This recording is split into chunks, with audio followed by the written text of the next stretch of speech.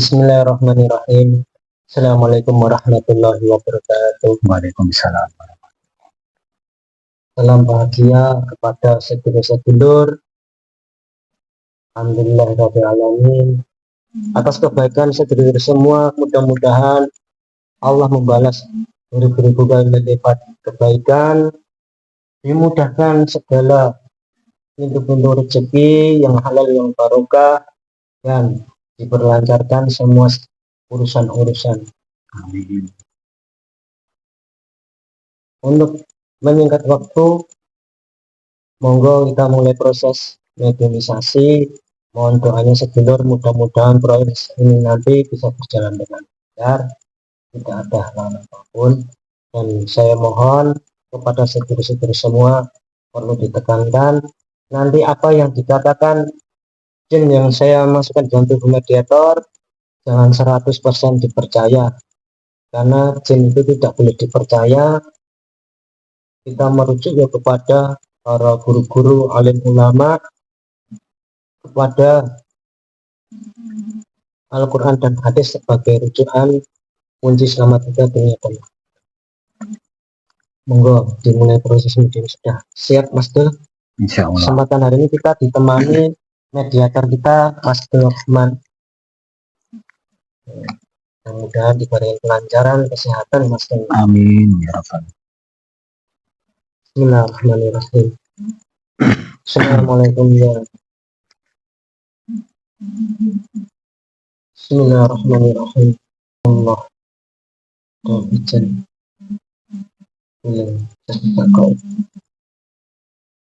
yang sudah muslim sebenar-benarnya jika kami sebut Mustaqim pada masing Sallallahu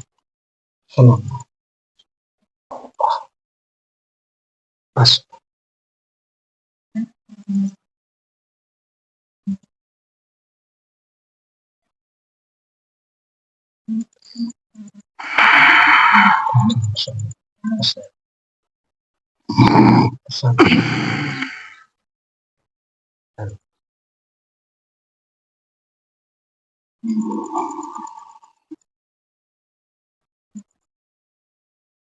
Assalamualaikum warahmatullahi wabarakatuh. Waalaikumsalam warahmatullahi wabarakatuh. Sebelumnya mohon maaf dengan siapa saya berbicara ya. Allah Pranoloyo. Sampai sesak. Napa sampai? Jin. Protek dulu ya kebenarannya untuk menjaga amat Yusuf ya. Bismillahirrahmanirrahim.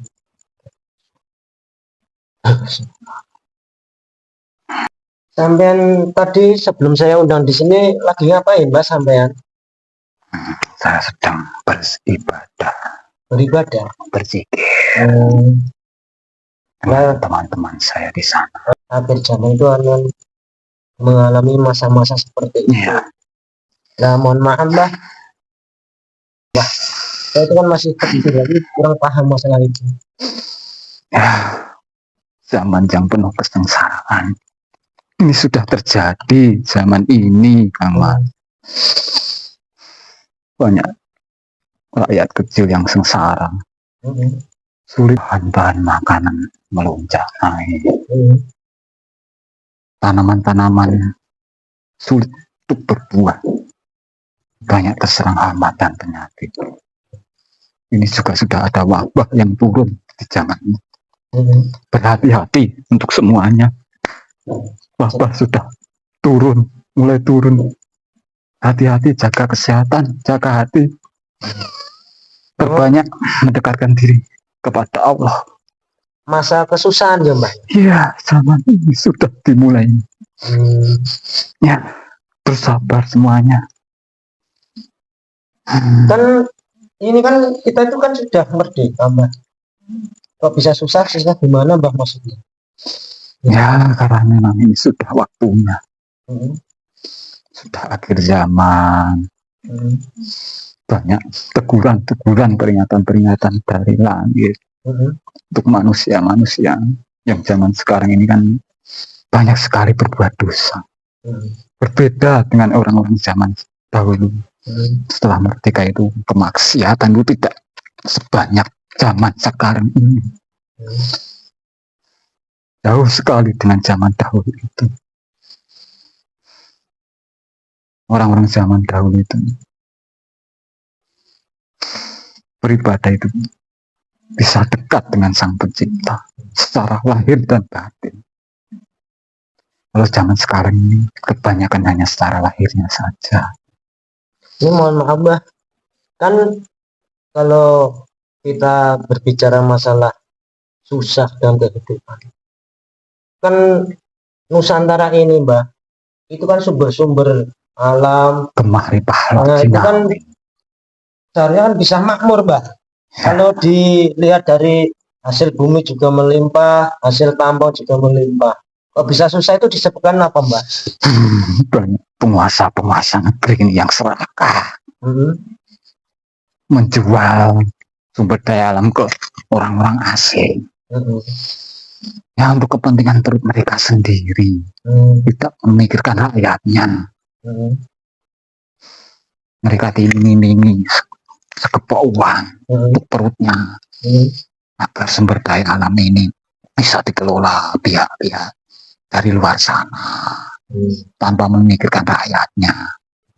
Ya kalau sebenarnya mau bersabar dan mau berpikir, penguasa-penguasa negeri ini ya sebenarnya bisa mengelola. Tapi ya karena tadi ada segelintir penguasa-penguasa yang serakah. Seharusnya kalau itu tidak ada praktek-praktek seperti itu, sebenarnya kan untuk kesejahteraan masyarakat negeri ini bisa terkaya sedunia. Semuanya ada. Sumber daya alam di negara ini penopang sebenarnya, penopang seluruh dunia. Dunia tanpa sumber daya alam yang ada di Nusantara ini ya, mereka itu miskin semuanya. Kan kalau ditengok Mbah, itu dari emas itu yuk melimpah, dari batu bara juga melimpah, dari hasil-hasil hutan, itu kan melimpah. Kenapa kok rakyat-rakyat Indonesia itu kok banyak yang mengeluhkan mencari pekerjaan susah untuk kehidupan ekonomi sehari itu kok banyak yang pas-pasan? Itu sebenarnya ada apanya Mbak Bung? Kalau ditengok dulu sama sekarang kan buminya juga sama. Cuma sekarang itu kan lebih modern, lebih mudah. Kenapa kok malah menjadi lebih susah? Ya sebenarnya dari pemimpin yang terakhir ini, Bapak Jokowi Dodo, sebenarnya sudah bagus, sudah mulai banyak pembenahan dan dimanfaatkan secara maksimal sumber daya alam itu. Akan dikelola dengan sangat maksimal. Diturunkan tenaga-tenaga ahli untuk mengolah sumber daya alam itu agar bisa maksimal. Sebenarnya sudah dimulai ya, karena bagaimana juga. Oh berarti itu terkadang itu kesalahan dari bawah-bawahan itu ya Mbak? Iya, karena mereka itu tidak lurus dengan apa yang dicita-citakan oleh Jokowi itu tadi. Nah nanti Mbak, kan kalau cerita orang-orang tua dulu Mbak, larang pangan kalau Jawa kalau bahasa itu makanan jadi mahal. Itu disebabkan karena apa Mbak? Ya karena cuaca sekarang ini kan berbeda, sudah berubah. Jadi curah hujan itu kan tidak menentu kalau ya seperti istilahnya Joyoboyo kan ada hutan salah mongso. Jadi hujan itu datangnya itu tidak sesuai dengan musim-musim yang kemarin. Harusnya musim kemarau itu kan kesempatan untuk para petani itu untuk memperoleh hasil yang lebih maksimal. Tapi malah terjadi hujan. Ya, tidak jadi mendapatkan hasil yang maksimal. Dan sekarang juga banyak banjir-banjir itu, jadi nanti lahan-lahan itu tidak bisa ditanam. Iya, tenggelam semuanya, dan juga sudah mulai banyak bencana-bencana alam. Kalau kebanjiran itu tanamannya semuanya tenggelam, sulit untuk ditanami, pasti mati. Ini kemungkinan nanti berjalannya lama tidak Mbak, proses-prosesnya nanti Mbak? Ya, lumayan. Ini kan saya Beberapa tahun ke depan itu kan menunggu kemunculan beliau. nanti takutnya kan nanti bisa terjadi Kelaparan, ya kelaparan, jadi susah pangan. moral itu kan jadi rusak nanti bahkan untuk kehidupan. Manusia itu akan bisa menjadi lebih beringas, bisa memakan sesama saudaranya. Dalam artian ya bukan sesama memakan daging saudaranya, tetapi apa yang dimiliki saudaranya, bagaimanapun caranya, direbut. Perut itu kalau sudah lapar, pikiran itu sudah tidak normal. Sini sama sini sudah, sini mengikuti sini pasti. Ini lapar, ini bagaimana caranya biar ini penuh. Kalau sudah tidak ada yang dimakan, sudah tidak ada uang apa-apa mahal, sekitarnya yang jadi sasaran. Tidak peduli itu, sanak saudara, tidak peduli.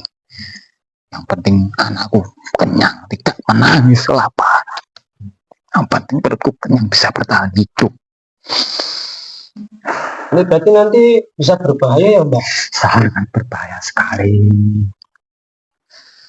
Ya, banyak-banyak mendekatkan diri kepada Tuhan yang Maha Kuasa. Berarti nanti itu kata-kata orang tua dulu, yang paling beruntung itu orang-orang yang eling lan waspada itu ya Mbak? Ya, orang-orang yang beriman. Eling, kalian pangerane.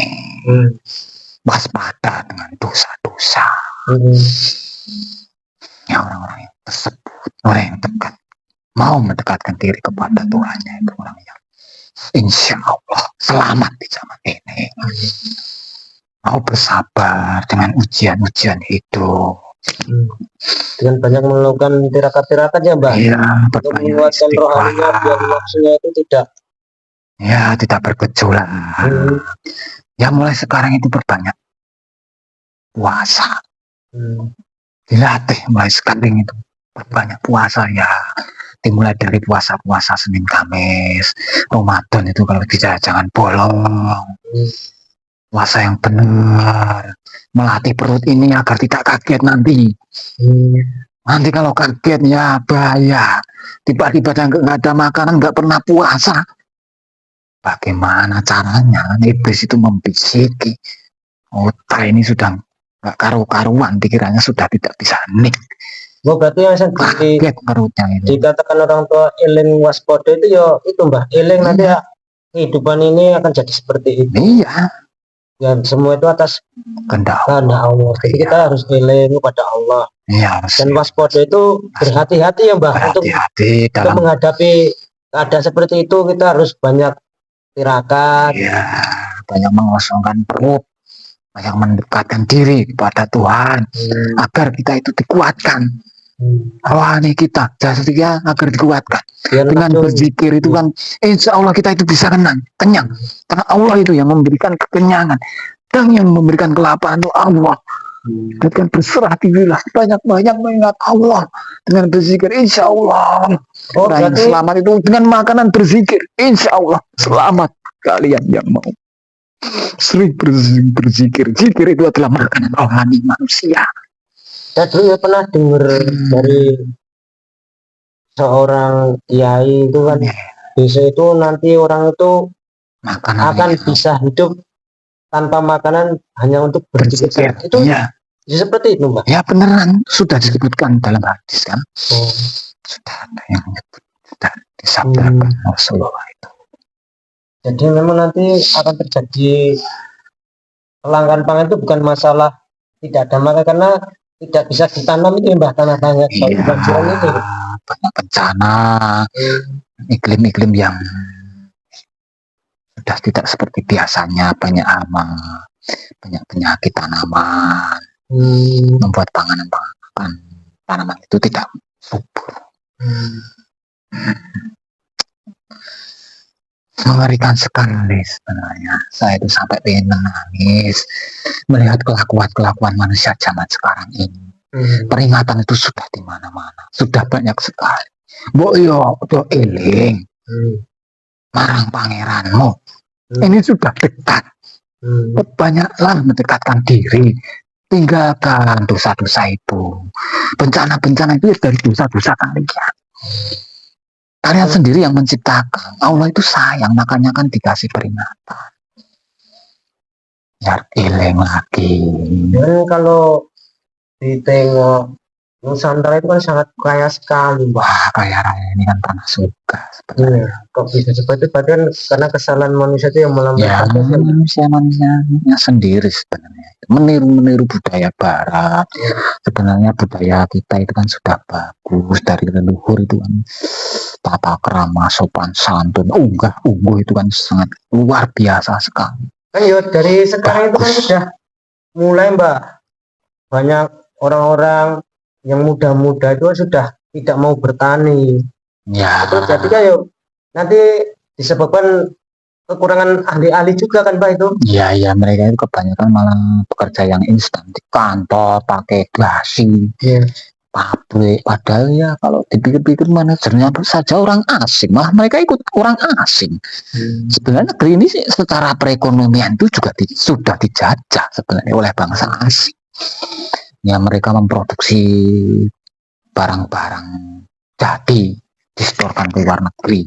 Ya, Ya, tapi manajernya juga orang lagi. dijual ke sini lagi, kita yang beli, kita yang sudah dibodohi, sudah dijajah secara perekonomian, kita itu sudah terjajah. Jadi seharusnya itu manajemen dari pemerintah itu dirubah. Ya, dirubah, digalakkan pertanian, mal-mal, gedung-gedung tinggi itu sebenarnya kan merampas lahan-lahan. Lahan-lahan pertanian yang seharusnya ditanami tanaman-tanaman itu malah dididikan gedung-gedung, mal-mal. Itu kan juga untuk mempengaruhi nanti jadi larang banyak seperti itu. Iya, itu termasuk. Kan kalau mal ditanami padi kan tidak mungkin. Ya, tidak bisa itu ditanami saham itu kalau di dunia manusia itu. Yang untung ya yang di atas, orang-orang yang atasan itu yang untung. Karyawan tahunya itu dapat bulanan segini-segini, tapi tidak pernah berpikir ke depannya itu bagaimana. Padahal di sini itu lahannya itu luas, tanahnya subur. Subur makmur negeri ini, gemah ripah loh jinawi. Apa orang zaman dahulu itu mengatakan itu. Ya, tapi mereka kepencut dengan berarti itu uang kebijakan pemerintah itu pembangunan gedung-gedung itu harus dikurangi ya, Pak. Iya, harus itu digalangkan untuk lahan ya pertanian itu tadi ya, digalangkan itu tadi. Ya, sedangkan kalau ditengok kan di Nusantara kan filmnya tropis itu untuk tumbuh-tumbuhan bagus, bisa subur. Kalau tidak percaya lihatlah di luar sana, sampean yang merantau ke negara matanya sipit, pertanian bagaimana? Musim salju sudah tidak bisa ditanam. Kalau di sini nggak ada musim salju, musim panas hujan bisa ditanam. Kalau di sana musim salju, belum yang negara Timur Tengah yang gersang itu. Kenapa di sana malah bisa enak-enak ya, Mbak ya? Ya karena mereka itu orangnya malah sebenarnya malah bisa berpikir. Lah sulit untuk bercocok tanam, tapi otak mereka itu berpikir bagaimana bisa hidup mengandalkan keahlian mereka. Ya ngeri, Mbak, itu, Mbak. Saya sendiri yang bercerita itu sebenarnya juga merinding. Iya. Kasihan manusia itu, kasihan saya. Apa kita bisa menghadapi seperti itu?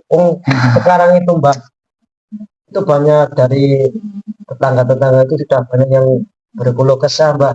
Kita bekerja dari pagi sampai sore, sampai laki-laki perempuan bekerja kok uangnya tidak ada.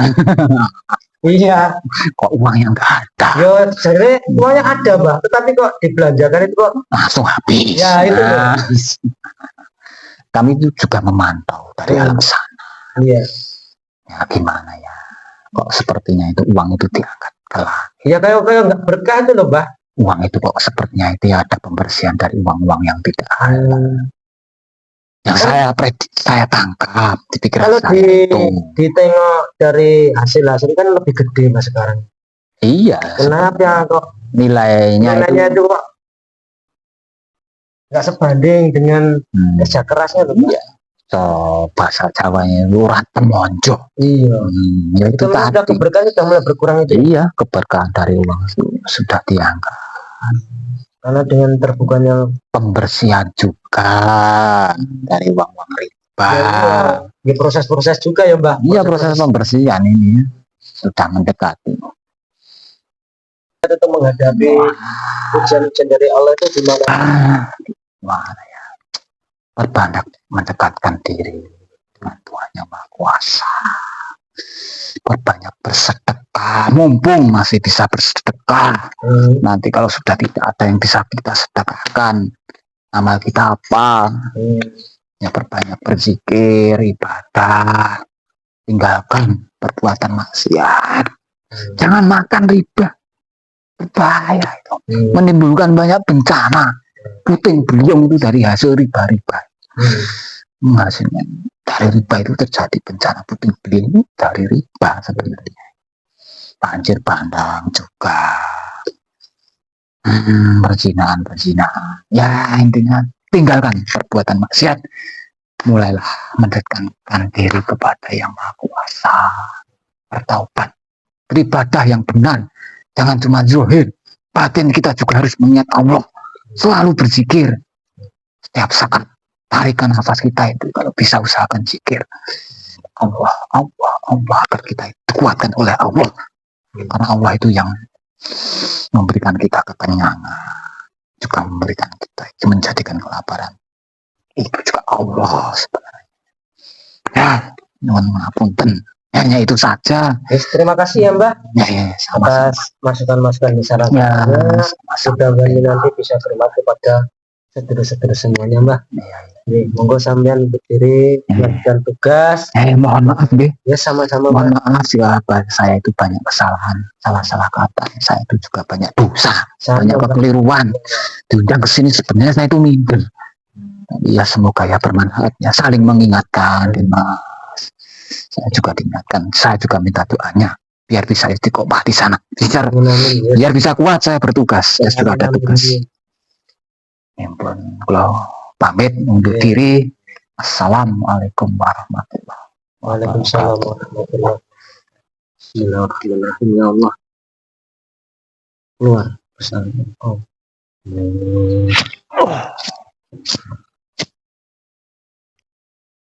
Dan pemirsa, biarlah kita dengan sesuatu dari kesimpulan yang dijabarkan beliau bahwa ini sudah mulai menuju gerbang. Nanti akan terjadi kesusahan di mana-mana. Nanti pangan itu sudah mulai langka karena dengan keadaan cuaca yang kurang bersahabat dan sudah berkurangnya lahan untuk bercocok tanam, dan seandainya ditanam itu banyak hama. Dan untuk diingat lagi, kita itu harus eling lan waspada, eling kepada Allah dan waspada dengan keadaan-keadaan. Kita harus banyak mengkaji diri, banyak tirakat untuk mendekatkan diri kepada Allah, untuk pengembangan rohani kita agar bisa menekan hawa nafsu kita, tidak mengikuti huru hara yang ada di luar. Kita bisa berpikir dengan bening dan jernih untuk memilah antara baik dan buruk. Yang dulu, bila ada salahnya mohon maaf sebab dosanya. Bila taufiq wal hidayah. Assalamualaikum warahmatullahi wabarakatuh. Waalaikumsalam.